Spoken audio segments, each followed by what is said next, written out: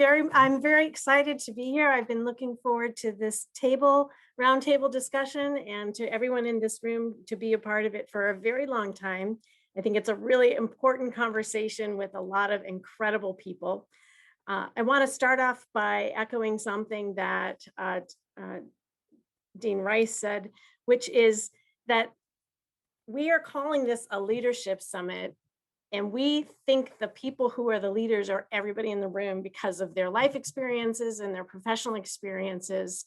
We've really tried hard to structure this summit, including this breakout conversation and this roundtable conversation, that people have an opportunity to tell us about their experiences and their own beliefs and what's working and what challenges we need to eliminate, so that everybody has a phenomenal experience and a meaningful experience with service learning and with civic learning. So experiential civic learning in particular. So I don't want to spend a lot of time introducing myself. I think I will just simply say, my name is Lena Morelli Scott. I work here at the College of Education at the University of Maryland. I am a former classroom teacher, proudly, in the state of Maryland. I also have worked a number of years in various different nonprofit organizations, providing teacher professional development and curriculum support for teachers who are doing just what the very most dedicated teachers want to do, which is to provide really excellent educational opportunities for young people. So the most recent place that I did my work before joining the University of Maryland was at street law, and I know we have several street law people in this room, so shout out to my friends. I would like to just give you an overview of what this session is going to look like and the general sense of timing. So I will very briefly mention by name each of the roundtable special guests that are joining me in conversation. I'm trying not to call it a panel because I feel like that is more formal than the vibe we're trying to go for here. I really would like it to be a general conversation. So I will mention by name each of the people who we've invited to join us at the table, and I will invite each of them to share with us their experiences. When there's near the end of the time we have together for the roundtable, I will open it up to questions from the general group. Looks like we have about 70 people in our room, which is thrilling. We'll open it up to some questions. You're welcome, as you have been before, to write questions or make comments in the chat. Continue using your signs. And then after that, our conversation will continue, and the conversation will continue in our breakout rooms. So with help from some really helpful concierges and hosts, we will be breaking into breakout rooms, and we will be providing in each of those smaller conversations some guiding questions, but you are welcome as experts to be taking your conversations in the directions that you think are important. We'll have note takers there. And so if there are things that you think are unanswered from the roundtable, this is your chance to ask those questions, and we will be reading those and sharing those with people who did not get the chance to answer them on camera. So one other piece of housekeeping is just, we are again recording. So if you're considering whether you want your screen camera on or anything else, just remember that we're recording, so you can make that choice wisely. Okay. I think without further ado, I want to start our conversation here with going to my friend, Julie Ayers. Julie is, I'm not going to spend, and for everyone should know, I'm not going to put a lot of time into introducing each of our experts. I hope that none of those people feel any disappointment about that fact, but we all can access the biographies and the background of each of our roundtable participants. So please do, you're sharing this time with some really amazing people. So please do check those bios, but I'm reserving our time here for more conversation. But Julie, you should know, is the specialist at the state level for service learning. So she works at the Maryland State Department of Education. I'm asking Julie to start by just giving us sort of a state of the state. with regard to service learning, and in particular, sort of how service learning works. Many of the people in this room know it because we live it all the time, but some people do not. And so I'm asking Julie to give us a brief overview of what is student service learning in Maryland. Also, what is effective student service learning? Because there's a real difference between high quality and not so good quality service learning. So what should we be aspiring to? And then, whatever else she wants to tell us about what's happening right now in terms of service learning. So with that, I will pass it to Julie. Hello, everybody. Can you hear me all right? Good. Okay, perfect. So first, I just want to make sure we're all talking about the same thing when we're referencing service learning. And so service learning in Maryland, we consider it an instructional strategy.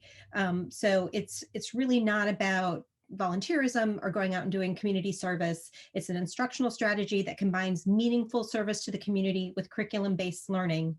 Students improve their academic and civic skills by applying what they learn in school to the real world. And then students then reflect on these experiences to reinforce the link between service and their learning. So it's not just going to a soup kitchen or a food bank on your own. We're talking about something that's linked to the curriculum. And it's a form of civic education that provides students with opportunities to explore what it means to be an active, engaged citizen. So that's the intent behind the service learning graduation requirement in Maryland. And it passed in 1992, impacting the graduating class of 1997. So we're coming up on 30 years of experience with service learning in Maryland, required service learning, which is pretty amazing. And one thing I'll say quickly about background is the reason we have a requirement in Maryland is really about equity.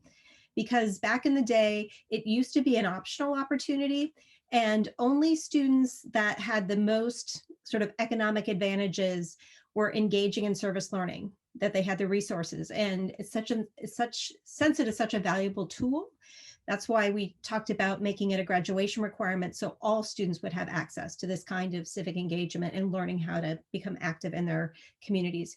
One thing I'm going to quickly share with you is do a quick screen share of the website, the service learning website that has all kinds of resources and materials out there. But one thing I want to highlight is we have something called the Maryland Student Service Learning Guidelines that are out on the website. And the guidelines book covers everything you need to know about service learning in Maryland. It's a resource that is for free. It's a download. So you can go and check that out to see what we consider high quality service learning in Maryland, what are the guidelines for local school systems, but also we have the quality standards, and that's right up here in the corner. So in Maryland, when we talk about high quality service learning, we're talking about the 7 best practices, which is addressing a recognized community need, achieving curricular objectives, reflecting throughout the service learning experience, developing student responsibility, establishing community partnerships, planning ahead for service learning, and equipping students with knowledge and skills needed for civic engagement. And we did not come up with those in a vacuum. There was an interview of like 70 teachers many, many years ago looking at what made their program so good. And these were the commonalities that we pulled out that actually made classroom practice. So it wasn't just sort of a group of people thinking about what do we think is good service learning. It was what's working in the classroom and what makes service learning good. So then just a quick overview of how it works in the state. There are 24 local school systems. So a very, very brief, and I'll pull up the COMAR regulations so you can actually see it. And you'll see that it doesn't give you a lot of information. The COMAR regulation that passed for service learning, let me find it quick. If I don't find it quick, I'll just move on. Where's the COMAR reg? Oh, here it is. So the COMAR regulation is really brief. Nope, it's not coming up, but it just says students will engage in service to the community that includes preparation, action, reflection, and at the discretion of the local school system can begin in the middle grades. That's it. That's all. That's the law. And or a locally designed program. So what happened in Maryland is all 24 school systems picked a locally designed program. And it was 75 hours of service to the community. So we use the 75 hours that included preparation, action, reflection as the benchmark for evaluating the 24 local plans. But all 24 local school systems incorporate service learning into the school day the majority of which is in middle school, the majority of which is in social studies, science, and language arts. And it's middle school and then high school. There is some in elementary school, but we try to, there's a lot of service learning that actually happens in elementary school, but we try to limit how much they count towards the service learning graduation requirement, because we saw a trend developing where they were pushing it down. It used to be more service learning happened in high school, and then because of high stakes testing, they pushed more down towards middle school and less in high school. And we didn't want to see that trend continue where it went down towards elementary and there was not as much in middle school and high school, because ideally what would be really good is this continuity of teaching students engagement in their community that went elementary through high school. But because of squeezes on the curriculum, that doesn't always happen that way. But there are a few school systems so most of them embedded in the curriculum. So it's built into a science class or social studies class, and it's an extension of the lesson. It's an experiential extension of the lesson. So if they're studying the Bay, they might do a project on native species and invasive species as part of the existing class. And so they do service learning hours in school, and students generally really like it because it's interesting. It's an interesting way to learn. A few school systems require students to do independent hours, but that's just, I'd say, about 7 school systems. One, it's as few as 1 hour. The highest is 30 hours of their 75 have to be independent. The challenge with independent service learning is you don't necessarily get the strong tie to the curriculum. You don't necessarily know what the student learning is happening with that, if they've really done a good job, because to do that really well, you need more of a mentoring relationship where somebody is working with a student who's going out into the community. If it's somebody just bringing in a piece of paper about what they did, it's hard to know if they really did high quality service learning. So that's, and then I also should point out, we have 4 special schools in Maryland. We have School for the Deaf, School for the Blind, Seed School, and the whole juvenile justice system. And so those schools also engage students in service learning as well. And some lessons learned are about equity. And when this first passed many years ago, I think a lot of people thought this was going to be independent service learning, that kids would go out and earn hours like a lot of private schools do, where students do community service and get hours for that. And it very quickly became apparent that that was not a reasonable expectation, because the student, you have students from all around the state, all regions of the state, with all kinds of different access to resources. And if you're expecting them to go and engage in projects after school and out of school time, that isn't realistic. Some have transportation issues, some have responsibilities like needing to earn money to help support their families. And that's especially true during the pandemic, we're finding too, as there's some high school students that are the only people who are the wage earners in their family right now. So it really isn't a very viable model to require the independent after school, and it really puts students who have the least resources at the greatest disadvantage. So, and as Lena said, there is a wide variety of the quality of service learning around the state. We have some school systems who have done a really fantastic job of identifying kind of logical places to incorporate this into the curriculum.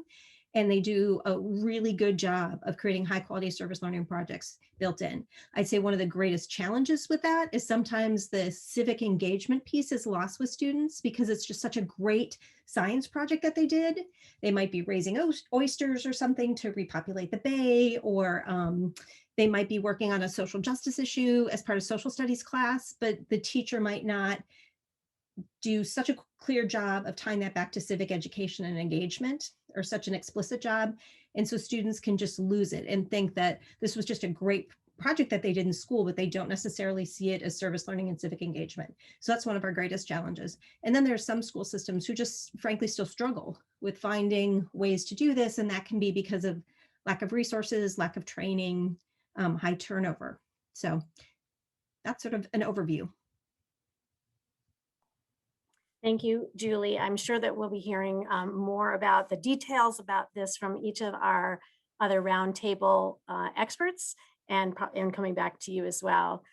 So one of the things that a question you all answered upon registering was, what gives you hope? And what gives you hope about service learning? What gives you hope about civic engagement? What gives you hope for our future. And I am pleased to introduce you to someone who was named um, as someone who gives us hope. So we heard about an English teacher named Caitlin Wright, who is doing great things with service learning. And so I'd like for Caitlin, if you just, introduce yourselves, just tell us very, very briefly who you are, but then answer this question. What successes have you had with service learning? And so that maybe the rest of us can say, oh, actually, I'm doing that too. I didn't realize I was doing a good thing. I didn't realize how close to the ideal model I was. Or they can say, maybe I could try that. So, Caitlin, if you'd introduce yourself and tell us a little bit about what successes you've seen. Sure. So hello and thank you, Lena, and thank you to, I think, Lori, who's also here in the meeting today, who is the person who put my name forward. And so thank you very much to you guys for hosting and for inviting me along. And thank you to you, Lori. I'm very much appreciative. So the reason that I'm here today is actually that Lori had come in to visit an event that I was hosting with my students virtually. So I'm from Wycomico County. I've been teaching there for 9 years. And I've been teaching English I've taught middle school for 5, and then I've now been in the high school for 4. But I have taught the entire time that I've taught in Wycomico in a core content area that requires 5 integrated service learning hours. Because at 9th grade, they still require it as they're coming into the high school and getting their footing with those 75 hours that they need. And I've also taught in a subject area that is revolving quite heavily around standardized testing, which I remember hearing Julie mention kind of the things that are happening as a result of that and the effects that it's having on those service learning requirements. So Lori had come to visit me. I had actually, we were doing a session in the middle of a mental health based service learning project that was all virtual with my students. And that has certainly been a huge challenge, but also a blessing in many ways. As part of this project where students were able to choose a mental health illness that was not only of interest to them, but they felt a sense of passion over and wanted to do something to give back to their community. Because one of the things that was identified in our community needs survey most recently was a lack of access to mental health resources was one of the biggest factors that made it a challenge to address the overwhelming number of problems that we're having with mental health and what happens because of it. And so my students were very passionate, engaged in the topic. They got to choose something that they wanted to research, they wanted to learn more about, and create resources that would then be published, not only through our school's guidance counselor website, but in any ways, forums that we could.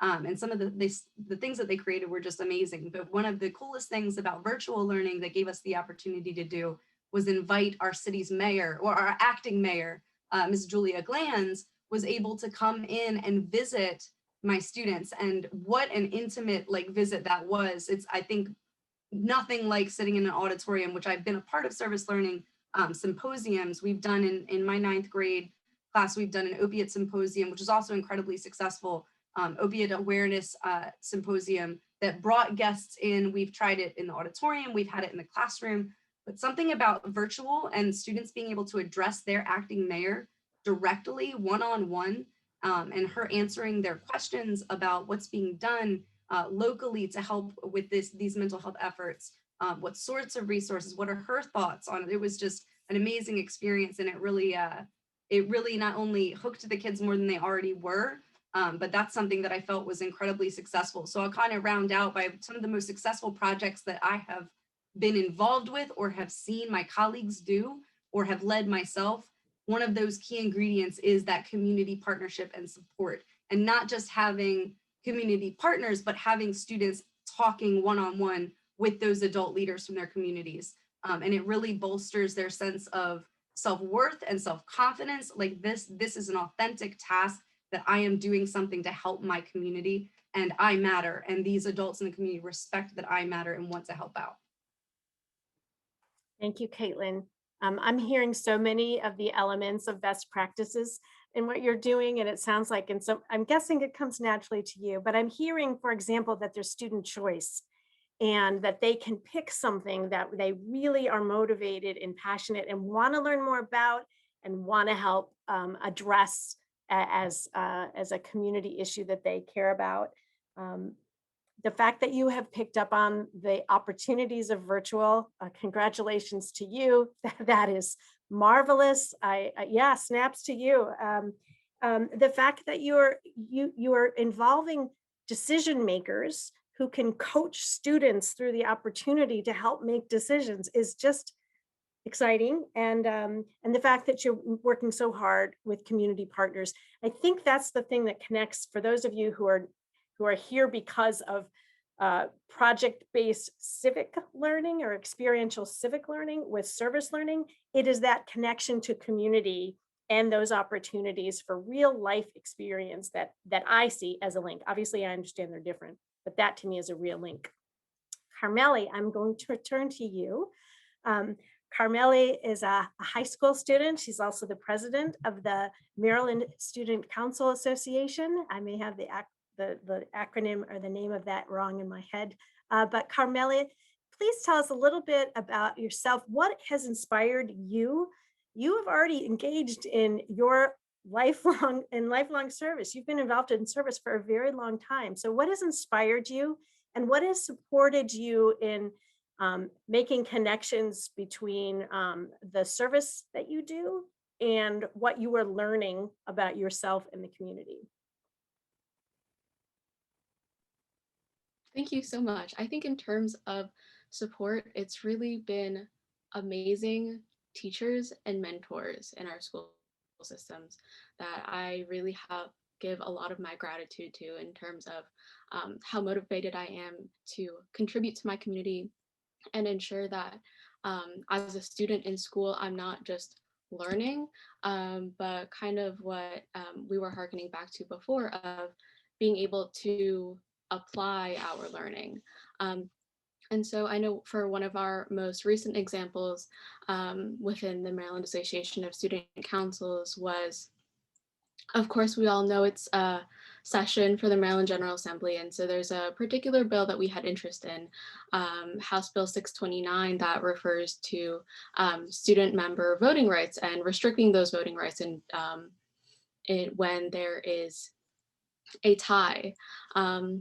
And so I know in my testimony specifically, I talked a lot about social studies standards in schools and how in Maryland we mandate quality civics education and encourage students to learn and use their learning to be able to engage in political processes, to question those political processes, to take a look at what decision makers are doing, and to use our voice now as young non-voting constituents, and once we are voting and are registered voters, to continue to use our voices.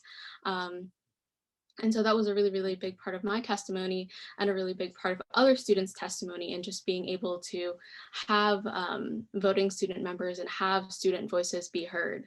And so that's really, I think, one of the most quality things about service learning and experiential service learning is the empowerment that students feel.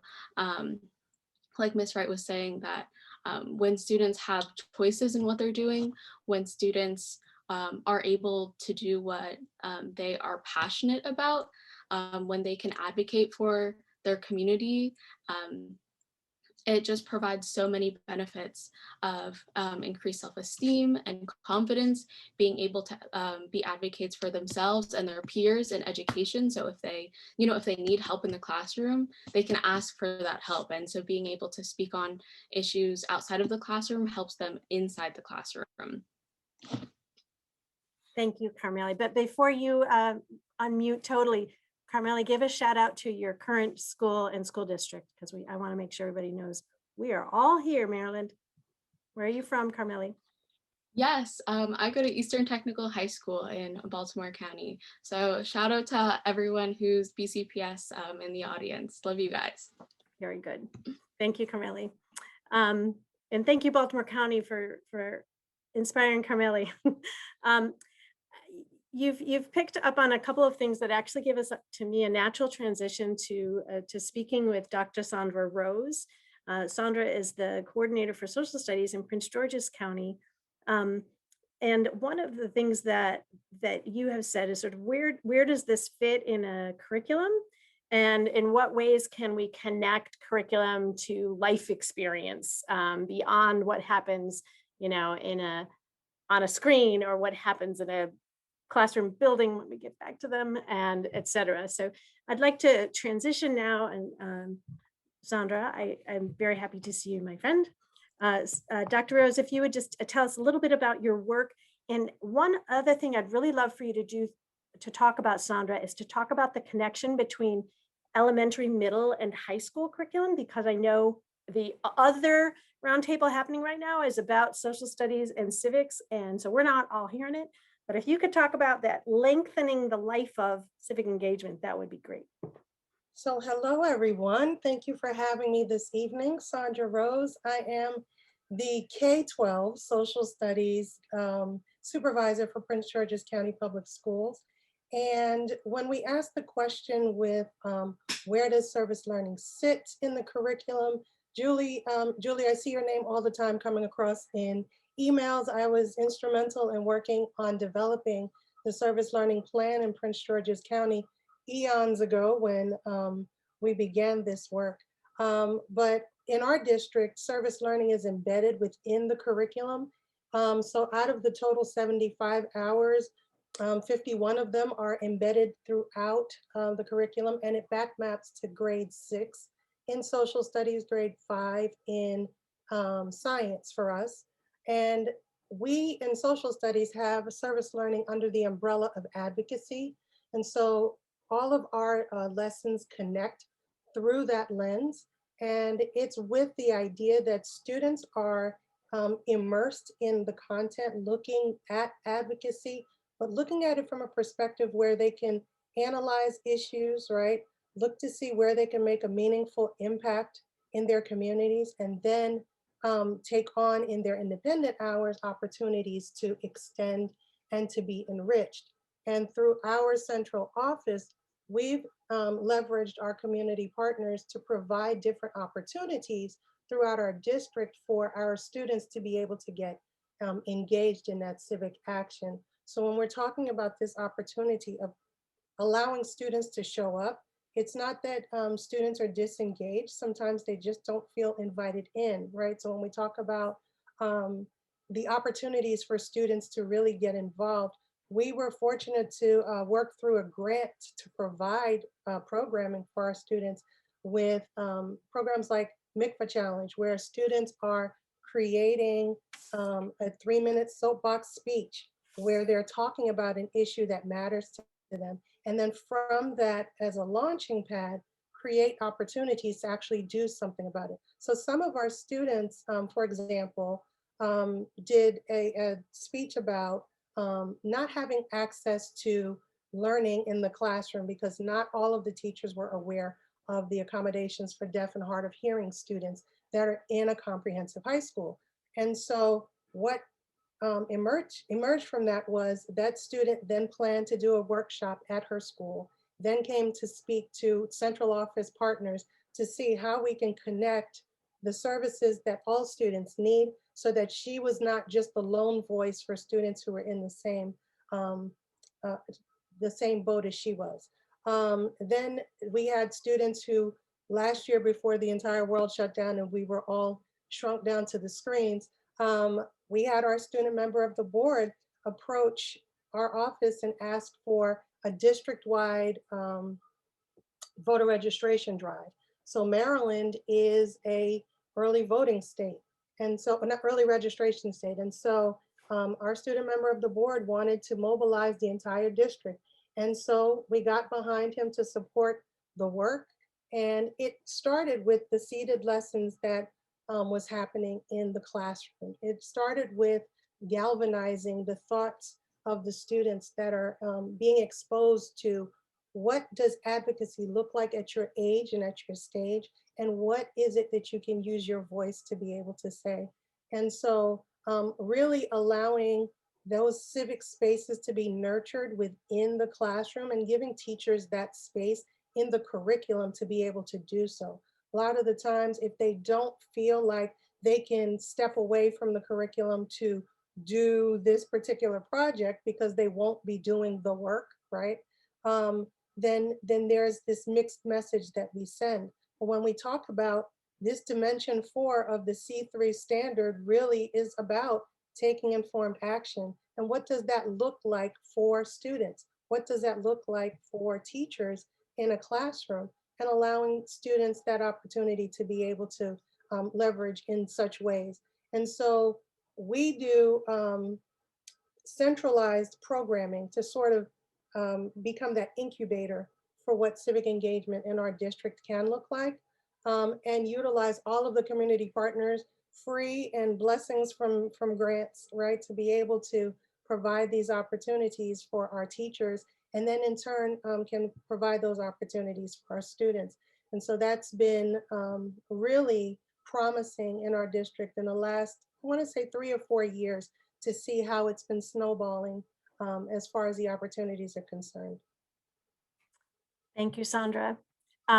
Speaking of grants, this morning I was in a meeting with Julie Ayers and several of you in this room. And I don't know if we have anyone in our session right now who is from Youth Service America, but if you are someone who's looking for a grant to provide meaningful service learning opportunities for yourself or for the people that you work with or the young people you work with, I would encourage you to go to the Youth Service America website, because there's a grant out there right now, and so you'll find it. But I think by talking about grants, we're also starting to talk a little bit about what are some of our challenges. But one of the things that I just want to pick up, another thing from what Sandra said is, sometimes teachers worry about that don't have time for this, but there's so much research that shows when you make the time for this deep learning, a lot of the other pieces really consolidate with students. They really understand things that they didn't understand before, because we educators or we parents or we community leaders have taken time to help them understand all of the many pieces that go along with community engagement. So investing the time is the payoff can be phenomenal, and the research bears it out, but we could use more research. We couldn't do this without our community partners. And this is my segue into talking to Dr. Nia Amani Fields. She is with the University of Maryland Extension Program. She is the Maryland 4-H program leader. She's also the assistant director of the Maryland Extension. And so Dr. Fields, if you would talk with us just a little bit about what 4-H is engaged in, and then also talk about, generally speaking, these community and school and student partnerships that you all do so well. Sure. Thank you so much for having me. And I wanted to give a quick shout out to Chris Anderson and Gretchen Sumbrum, who represent Maryland 4-H on the Civic Education and Engagement Coalition. And we also have several of our 4-H team members on the call today. So shout out to Maryland 4-H, who's in the room today. My particular passion and focus lies or centers around positive youth development and the contribution that it can have on social capital, right? Building networks and relationships within communities, with schools, with neighborhoods, but then also its contribution to social justice, right? So if we intentionally use our networks and relationships to address issues that are of importance to us with that social justice lens, there's a lot of power in that opportunity. And 4-H is all about experiential learning, learning by doing. And my name actually, Nia, means purpose in Swahili. And it has so many symbols within the PYD world, because we believe in learning on purpose, right? With intention, building relationships and networks on purpose and not by accident. So 4-H, for those of you who are not familiar, is connected to every state's land grant institution in Maryland. That's University of Maryland College Park and Eastern Shore. And you can find 4-H in every state, in every county, and in every city across our country. And that's really what makes 4-H so powerful, because when you connect a young person to our program, you have really built up their connections across the country and in over 40 countries around the world, right? So 4-H is connected to local government, state government, federal government, and then nonprofit partners with National 4-H Council. So it allows youth through the service learning experiences and through advocacy experiences to use those networks and connections to bring about change in their schools, in their communities, and in their personal mobility, even for their families. So it's really a powerful tool. Most folks know us for our roots in agriculture and animal science, but we also focus on community and civic engagement, health and well-being, and leadership. And in recent years, we've taken a special lens in social justice and infusing that in our experiential learning processes. So in 4-H, we believe there's true magic when youth work alongside caring adults to shepherd their work in communities. We partner with schools, with libraries, with recreation centers, nonprofit organizations, and caring adults in communities to run clubs, after-school programs, and other workshops, fairs, and such. And all of those experiences somehow connect back to leadership and civic engagement as well. Some examples of the ways we build community and civic engagement are through our club officer experiences. So in our community clubs, youth run and lead the business portion of our meetings. So they're learning parliamentary procedure, they're learning Robert's Rules of Order and how to conduct those business meetings, because those are such essential skills when you are engaged in civic engagement, and just feeling comfortable in that space, feeling like your voice has power, and how to use that outside of the 4-H experience is really critical. We engage in local service projects, anything ranging from collecting canned goods and toy drives, and making 3D PPE. You know, at the start of this pandemic, many of our 4-H youth created masks, both through 3D printing and through cloth masks, to support local hospitals. They had that connection with community, and they were able to quickly galvanize their resources and address a emerging critical need. But we also do that deeper service learning and advocacy work. We have a biannual social justice forum where we have focused on food insecurity, water quality and access, and how it impacts our environments, particularly on the Eastern Shore, looking at the rising sea levels and climate change. So, you know, we believe in that progression from community service, which is typically a one-time activity, towards service learning, that deeper, meaningful, critical lens and assessment, building connections to address an issue, but understanding the root cause. You know, so not just collecting the canned good, but understanding why food insecurity exists, which communities are most impacted, and what do I need to do to address that issue? And how can I use my youth power, right, to address that issue? And then towards advocacy, moving towards working with elected officials and legislation like Carmeli mentioned earlier. So kind of walking along that spectrum is really what we support our youth and volunteers and faculty members around. And we have groups in our program that focus specifically on this area. So we would love to continue partnering with all of you if we don't already. You can find 4-H in every county that you're from, so you don't have to worry about if we're there. We definitely are. And there's so many ways that we can partner together. So we look forward to that ongoing opportunity to do so. Thank you, Dr. Fields. I would just like to have you all over for dinner because I feel like this conversation could go on for a very long time. But I'm also understanding, I'm imagining, I suppose, that there are a lot of people who have joined us who haven't felt that level of success or haven't been able to make the kinds of connections that those of you who've already spoken have found. And so one of the things that I'd like for this roundtable to talk about are what are some of those barriers that make it really difficult for people to, whether they are a parent, to be able to find a meaningful opportunity for their young person if they're doing it outside of the school curriculum. What are the opportunities for teachers? What are the opportunities for community groups to really, first of all, to do it and to do it right? So what I'd like to have you articulate that, because once those are on the table, we can start working into solutions to lower those barriers. We started this whole conversation with Julie telling us this history. And to me, I think part of the barriers we need to be addressing are issues that relate to equity. So if we could frame our concerns or the barriers or the challenges around equity in particular, that would be great, but those are not the only barriers. So for those of you who are on this panel, I can call on you, but I'd rather just sort of move to conversation mode. Tell us what you think are some of the challenges that we really need to address as a state. I'll jump in there. I think capacity is one thing. People power, when we really start to talk about synergy around the work, and being strategic about connecting our work, I think is important. As I mentioned earlier, I am K-12, right? And I know, Julie, you are the person for the state. And Nia, it sounds like you are the person for 4-H, right? And so when you look at the concentrated wealth that's in one body, it would be nice to be able to spread that out to some degree to be able to make a larger impact.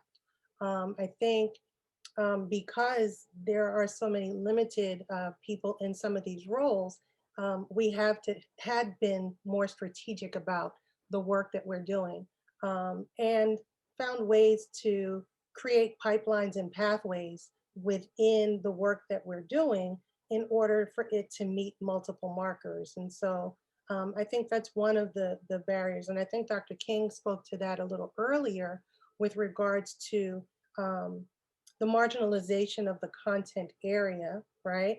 And having people there. So having taught pre-service teachers, we don't see very many social studies teachers, right, in School of Ed programs, like when you're looking at just the numbers of graduating classes. And so when you think about the numbers of people that are going into the field, like we're already limited in that respect. And so just the sheer numbers. And so how do we attract people to the profession and to the content area? Because we all know it's the best one. Okay, I just have to plug that in. Sorry, thanks. And yet we invited you to this session and you're not over there with Leah Renzi. And I'm really glad you're here to speak for social studies.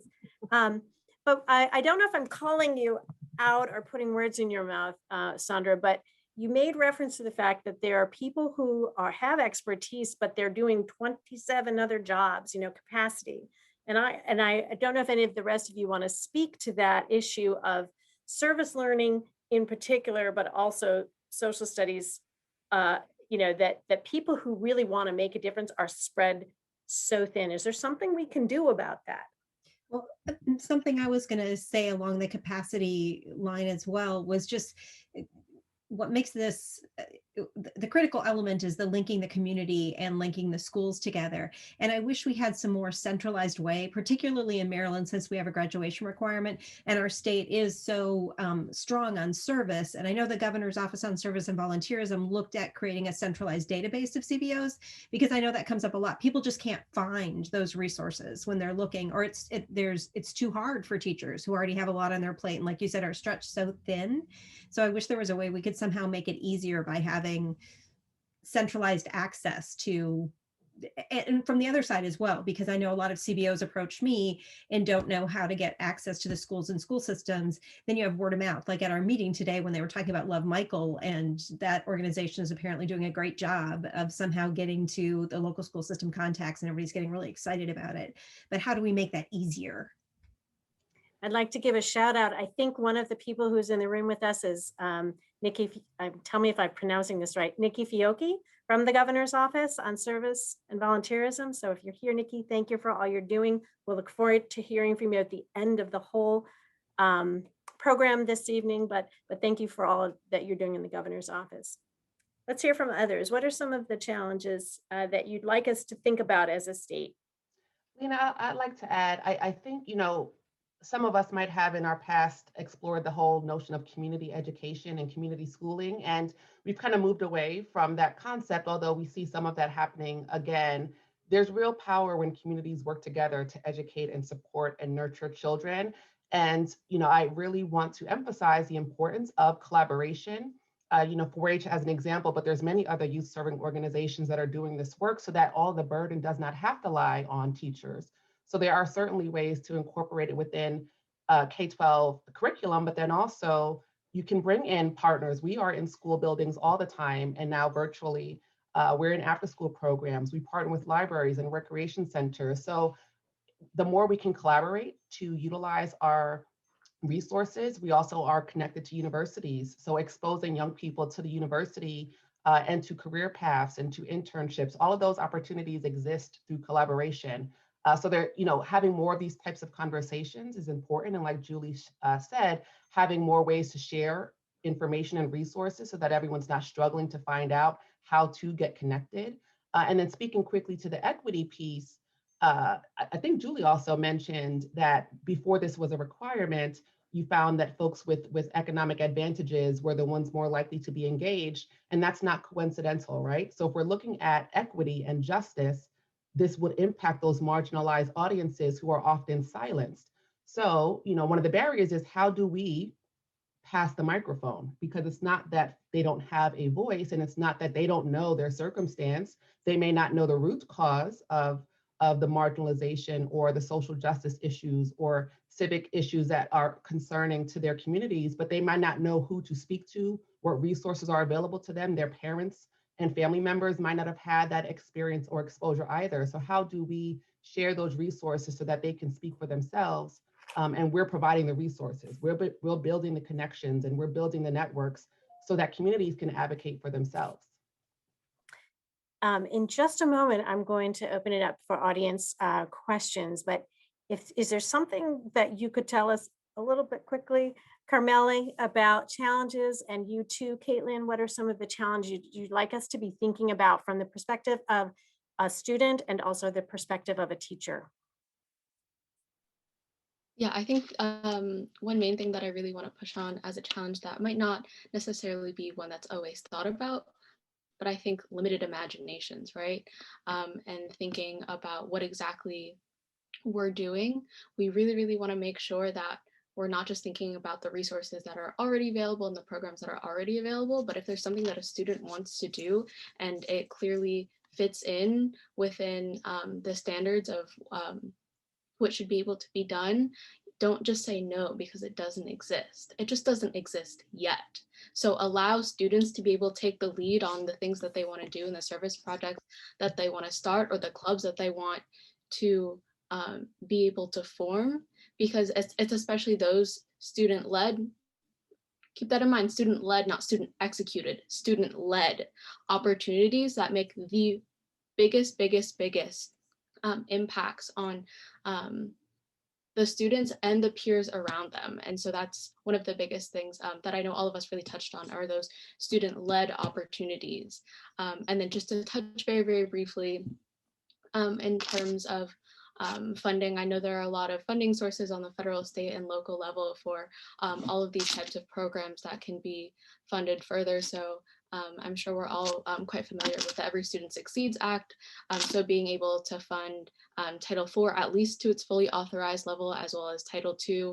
And then also thinking about the Higher Education Act funding Title II Part A to be able to bring more resources to have a more diverse workforce in terms of teachers, and then also being able to have more, teacher residency, better quality teacher residency programs, and as well as leadership development programs. So those are my kind of quick 2 cents, and I'll leave it up with Ms. Wright.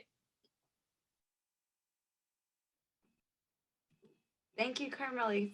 And you are amazing. I'm like proud of you, and I'm not even your teacher, but I just want you to know that you are amazing to listen to and inspirational. So I'm gonna, if it's okay with you, I'm gonna tell my students about this inspiring student that I got to hear from at the summit, if that's all right from you.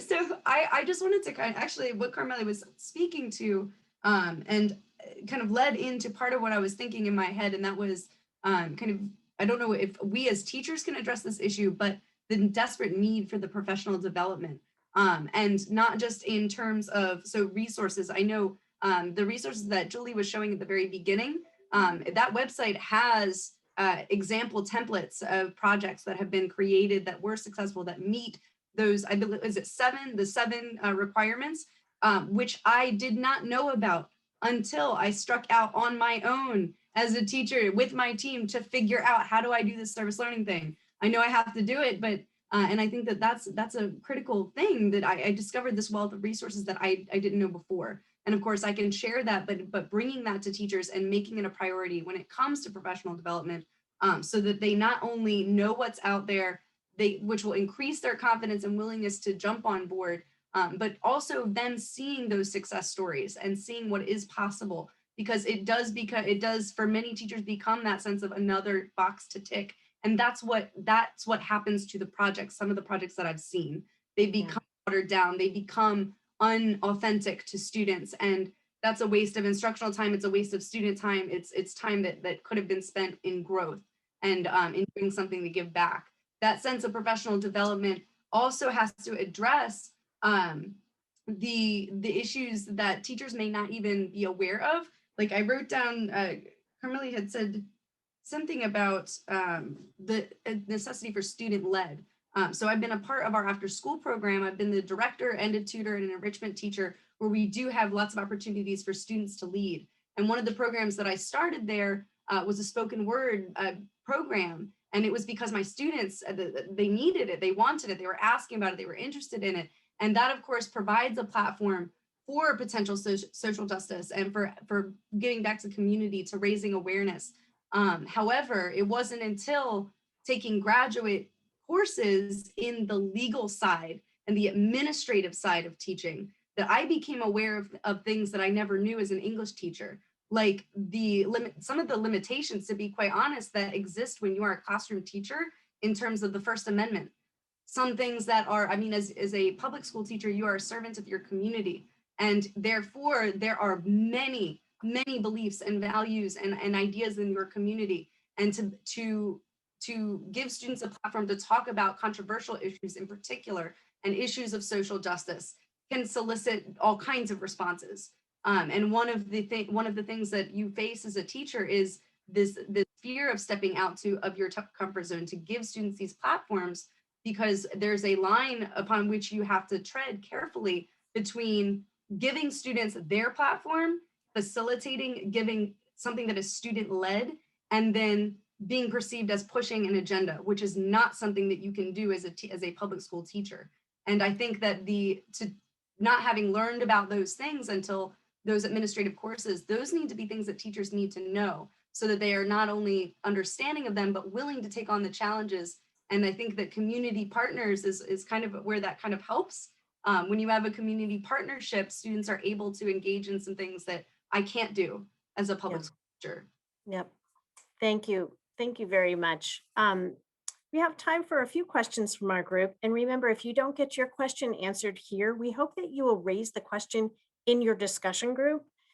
You can get input from your discussion group in a few minutes. And also, we who are hosting this entire summit will see those questions, and we'll be happy to share those out with all of the participants. So let's see, I'm going to actually ask who's ever been pulling into these questions, I'm going to ask you if you want to just go ahead and ask one of them to the group. Because I haven't been following the chat as much as I wanted to.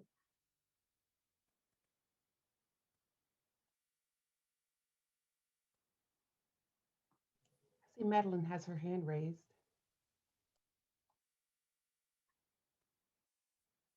Okay, let's see, what's the best way for me to proceed? Quinn, are you helping with this part, or should I just call on people whose hands I see?